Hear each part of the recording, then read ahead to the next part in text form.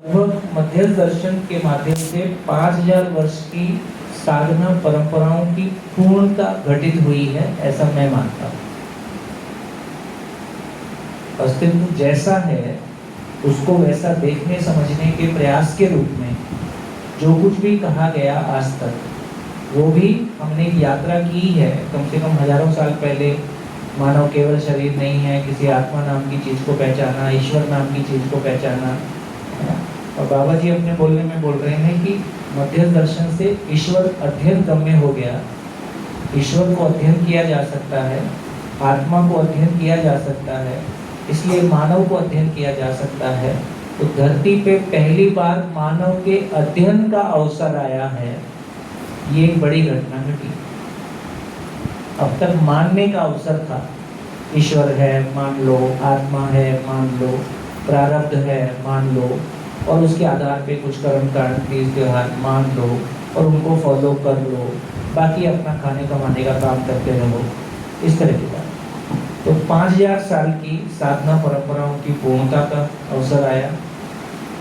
दूसरा, इस धरती के इवोल्यूशन को देखें तो लगभग जो इंफॉर्मेशन मॉडर्न हिस्ट्री में मिलती है तो उसमें 450 करोड़ साल की धरती की साधना की पूर्णता का भी एक स्थिति आया।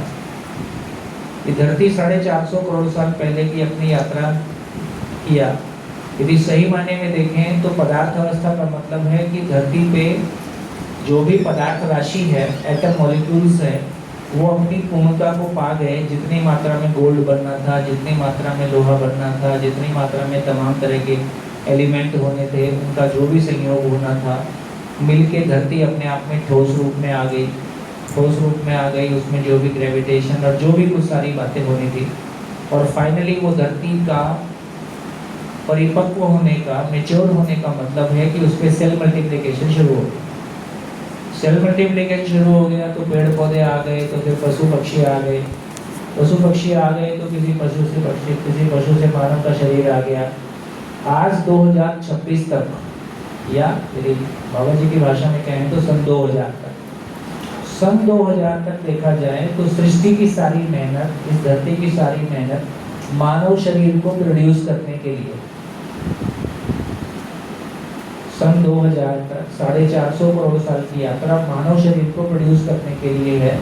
और मानव शरीर को बनाए रखने के लिए जो कुछ भी 10,000 सालों में, 10,000 साल पहले हमने खेती शुरू किया, तो पिछले 10,000 सालों की यात्रा को देखें तो हमने शरीर को विधिवत बनाए रखने पे विजय पा लिया। वो काम हमारा आसान हो गया।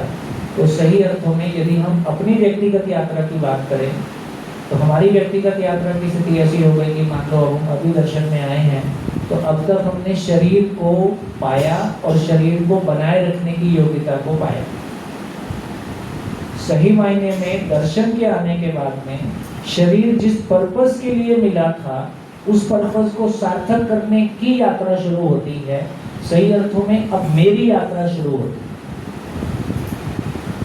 तो जैसे मैं एक रोजगार करता हूँ, मैं एक फैक्ट्री चलाता हूँ, फैक्ट्री चला के पैसा लाता हूँ, पैसा ला के शरीर को बनाए रखता हूँ, उस बीच में 2 बच्चे और हो जाते हैं, उनको भी पढ़ा लिखा के शरीर को बनाए रखने के लिए तैयार करता हूँ।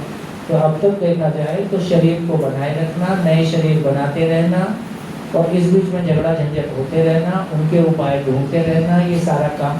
तो सही अर्थों में देखें तो हमने अब तक शरीर के लिए मैं का ताकत लगा, तो ध्यान में आए। यदि मासिस को देखेंगे तो शरीर को बनाए रखने के लिए मैं का ताकत लगा है। दर्शन आने के बाद शरीर की ताकत का उपयोग मैं को पहचानने के लिए लगना शुरू हुआ।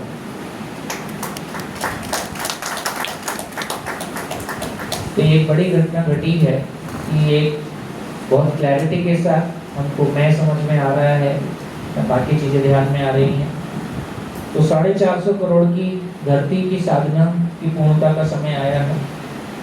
एक धरती पर जागृत मानव की परंपरा की स्थापना का समय आया है। कितनी धरतियां होंगी जो हमसे कम विकसित होंगी, है ना, लेकिन किसी धरती पर जागृति की परंपरा शुरू हो तो बेसिकली हम सबके माध्यम से इस धरती पर जागृति की परंपरा, क्योंकि अब तक तो शरीर की परंपरा थी, इसलिए मृत्यु लोक भी बोलते हैं, तो धरती मृत्यु लोक से जागृति लोक की तरफ जा रही है। ये एक अद्भुत यात्रा इस धरती पे शुरू हुई है। ज्ञान को आचरण के रूप में प्रमाणित किया जा सकता है, तो ज्ञान को परिवार परंपरा, शिक्षा परंपरा, व्यवस्था परंपरा के रूप में प्रमाणित किया जा सकता है। इस बात की यात्रा शुरू हुई है, हम सबकी जागृति की यात्रा शुरू हुई है। वसुधैव कुटुंबकम को शिक्षा के माध्यम से साकार करने के लिए समाधि संयम पूर्वक अस्तित्व का अध्ययन संपन्न हो पाया। वसुधैव कुटुंबकम से अधिक हम कुछ और सोच नहीं सकते, इससे कम में काम चलेगा नहीं। One earth, one nation, one family की बात जरूर आती है, लेकिन उस घर ही वन फैमिली नहीं हो रही है, स्टेट क्या होगा? अपना कुटुंब नहीं बचा पा रहे हैं, बाहर किसको बचाएंगे? तो सही अर्थ में यदि मानव का अध्ययन होता है, एक परिवार ही परिवार के स्वरूप में नहीं आता है, पूरा विश्व एक परिवार के स्वरूप में आता है, उसका एक विधिवत मार्ग हमको मिला। नेपाल जैसे छोटे कंट्रीज में यदि मल्टी पार्टी के लोगों में सब जगह अच्छे लोग सभी पार्टियों में होते हैं, कम होते हैं पर होते हैं, लेकिन यदि मेहनत करके सभी पार्टियों के लोगों से बात किया जाए और उनको अपने देश की गरिमा और सम्मान को पूरे विश्व में स्थापना के लिए तैयार किया जाए, तो छोटे देशों में इस काम को करना बहुत आसान है। भारत जैसे बड़े देश हैं, उनमें कुछ भी करना इतना आसान नहीं होता है। हस्बैंड वाइफ ने कुछ भी तय किया, घर में कर लिया। अब जॉइंट फैमिली में कुछ बात करना आसान नहीं रहता है, सबकी अपनी अपनी मन मर्जी है, कोई तैयार होता है, कोई नहीं तैयार होता है। तो उसी तरह से ये भी एक अच्छी बात है कि नेपाल ने पिछले सालों में बहुत अनस्टेबिलिटी देखी। अनस्टेबिलिटी की पीड़ा नेपाल में है। जब से वो राज परिवार का मर्डर हुआ तब से स्टेबिलिटी, कितने साल हो गए?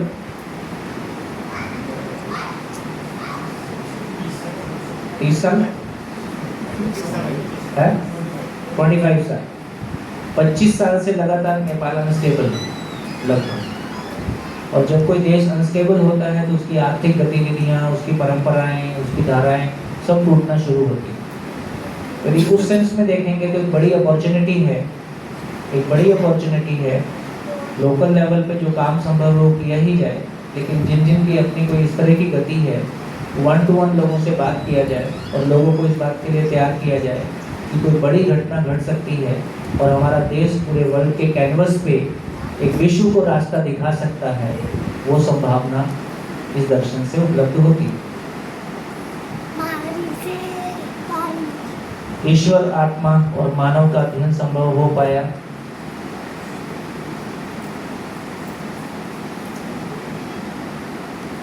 चलिए बाकी